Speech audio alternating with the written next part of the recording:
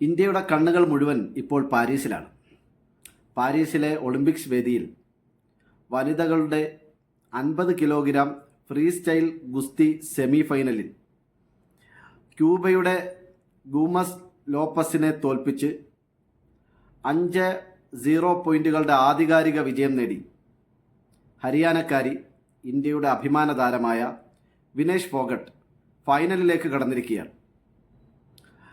ചരിത്രത്തിലാദ്യമായി ഇന്ത്യയിൽ നിന്നും വനിതകളുടെ ഗുസ്തി മത്സര വിഭാഗത്തിൽ ആദ്യമായി ഫൈനലിൽ പ്രവേശിച്ച വ്യക്തിയായി താരത്തിളക്കവും റെക്കോർഡുമായി വിനയ് ഫോഗാട്ട് മാറിക്കഴിഞ്ഞു.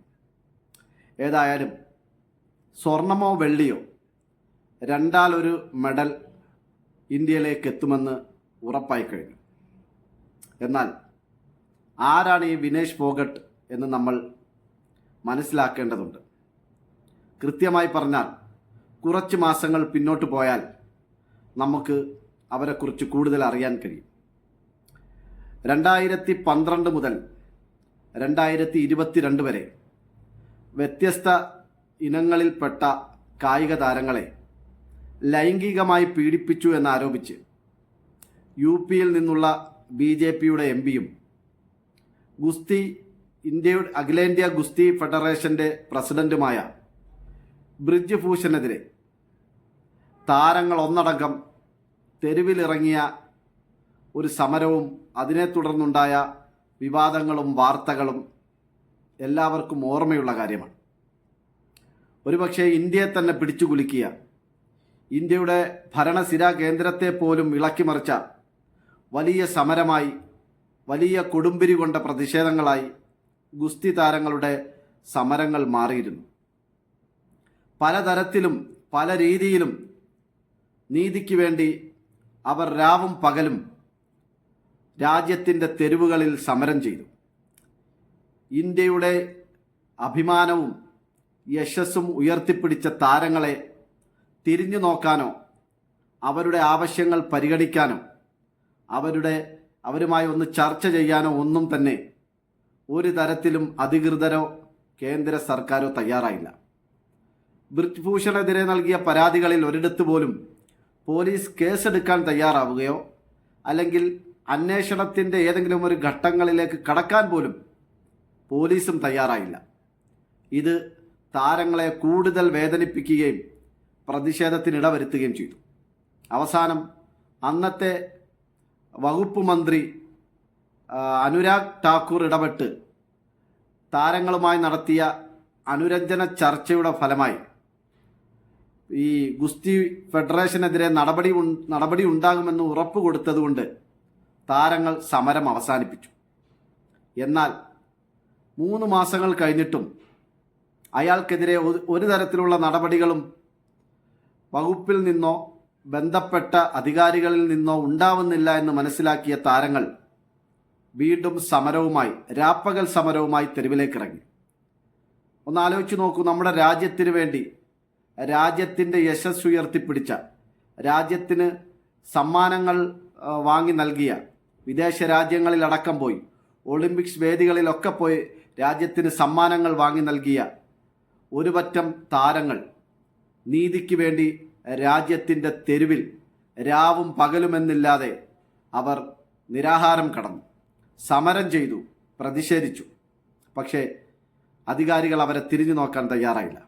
അവസാനം പുതിയ പാർലമെൻറ്റ്, ഇന്ത്യയുടെ പുതിയ പാർലമെൻറ്റ് ഉദ്ഘാടനം ചെയ്യുന്ന ദിവസവും താരങ്ങൾ തങ്ങളുടെ പ്രതിഷേധം അധികൃതരെ അറിയിക്കാൻ വേണ്ടി കൂടുതൽ വിപുലമായി സമരം സംഘടിപ്പിച്ചു. ഡൽഹിയിലെ ജന്തർ മന്ദറിൽ അവർ രാപ്പകൽ സമരം ചെയ്തു.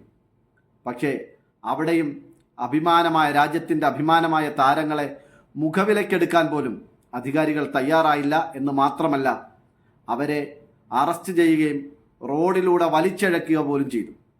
രാജ്യത്തിന് വേണ്ടി മറ്റ് പല രാജ്യങ്ങളിലും പോയി പലതരത്തിലുള്ള ത്യാഗങ്ങളും സഹിച്ച് രാജ്യത്തിന് മെഡലുകൾ വാങ്ങിക്കൊണ്ടുവന്ന താരങ്ങളെ നമ്മുടെ രാജ്യത്തിൻ്റെ തെരുവിൽ വലിച്ചിഴയ്ക്കുന്ന കാഴ്ച കൂടി നമ്മൾ കാണേണ്ടി വന്നു.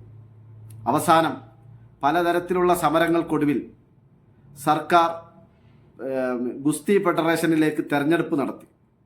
ആ തെരഞ്ഞെടുപ്പിൽ താരങ്ങളുടെ പിന്തുണ ഉണ്ടായിരുന്ന ആളെ തോൽപ്പിച്ചുകൊണ്ട് പഴയ പ്രസിഡന്റിൻ്റെ ഉറ്റ അനുയായി വീണ്ടും അധികാരത്തിൽ വരികയും ചെയ്തു. ഇതോടെ ഏറ്റവും സങ്കടകരമായ, ഏറ്റവും വിഷമം നിറഞ്ഞ സമരങ്ങൾക്ക് കൂടി നമ്മുടെ രാജ്യം സാക്ഷ്യം വഹിച്ചു. ഒളിമ്പിക്സ് മെഡൽ ജേതാവായ സാക്ഷി മാലിക് പത്രസമ്മേളനം വിളിച്ച് തൻ്റെ ഷൂസ് അഴിച്ച് മേശപ്പുറത്ത് വെച്ച് എന്നേക്കുമായി ഗുസ്തിയിൽ നിന്നും അവർ വിരമിച്ച് കണ്ണീരോടുകൂടി ഇറങ്ങിപ്പോകുന്ന കാഴ്ച ഇന്ത്യയിലെ ഭൂരിപക്ഷം ജനങ്ങളുടെ മനസ്സിൽ ഇന്നും നിറഞ്ഞു നിൽക്കുന്നൊരു കാഴ്ചയാണ്. അതോടൊപ്പം തന്നെ ഇന്ത്യയുടെ മറ്റൊരു അഭിമാന താരമായ ബജ്റംഗ് പൂനിയ എന്ന താരം തനിക്ക് കിട്ടിയ പത്മശ്രീ ഡൽഹിയിലെ ആസ്ഥാനത്ത് കൊണ്ടുപോയി ഉപേക്ഷിച്ചു. മറ്റ് പല താരങ്ങളും തങ്ങൾക്ക് കിട്ടിയ അവാർഡുകളും പുരസ്കാരങ്ങളും ഗംഗാ നദിയിലേക്ക് ഒഴുക്കാൻ പോയപ്പോൾ പല പ്രമുഖരും ഇടപെട്ട് അതിനെ നിരുത്സാഹപ്പെടുത്തുകയും തടയുകയും ചെയ്തു. ഏതായാലും രാജ്യത്തെ അഭിമാനത്തിൻ്റെ കൊടുമുടിയിലേക്ക് എത്തിച്ച താരങ്ങൾ ഇന്നും അവർ വിവേചനം നേരിടുകയാണ്. നീതി കിട്ടാതെ അവർ ഇന്നും പ്രതിഷേധത്തിൻ്റെ പാതയിലാണ്. ആ കൂട്ടത്തിൽ നിന്ന് പാരീസിലേക്ക് പോകാൻ അവസരം കിട്ടിയത് വിനേഷിന് മാത്രമാണ്. ഏതായാലും വിനേഷ് ഒരു മത്സരം അകലെ ചരിത്രം കുറിക്കാൻ കാത്തിരിക്കുകയാണ്. വിനേഷ് നേടുന്ന ഈ വിജയവും, ഇതുവരെ വിനേഷ് നേടിയ ഈ വിജയവും ഒരുപക്ഷെ ഡൽഹിയിലെ ചിലരുടെ ഉറക്കം കെടുത്തുക തന്നെ ചെയ്യും. ഗുസ്തി നടന്നത് പാരീസിലാണെങ്കിലും ഇടി കിട്ടിയത് ക്യൂബയുടെ മത്സരാർത്ഥിക്കാണെങ്കിലും അക്ഷരാർത്ഥത്തിൽ വിനേഷിൻ്റെ ഇടി വന്ന് പതിഞ്ഞത്, ആ ഇടികൾ വന്ന് കൊണ്ടത് കേന്ദ്രത്തിലെ ഇന്ദ്രപ്രസ്ഥത്തിലെ ചില ഉന്നതരുടെ നെഞ്ചത്തേക്കാണെന്ന വിഷയത്തിൽ തർക്കമില്ല. എന്തായാലും ഒരു ജയമകലെ ചരിത്രം കാത്തിരിക്കുന്ന വിനേഷ് അഭിനവ് ബാന്ദ്രയ്ക്കും നീരജ് ചോപ്രയ്ക്കും ശേഷം ഒരു വ്യക്തിഗത സ്വർണ്ണ മെഡലുമായി രാജ്യത്തേക്ക് വരുമെന്നുള്ള പ്രതീക്ഷയിൽ നമുക്ക് കാത്തിരിക്കാം. വിനേഷ് ഫോഗട്ടിന് എല്ലാവിധ അഭിനന്ദനങ്ങളും ആശംസകളും.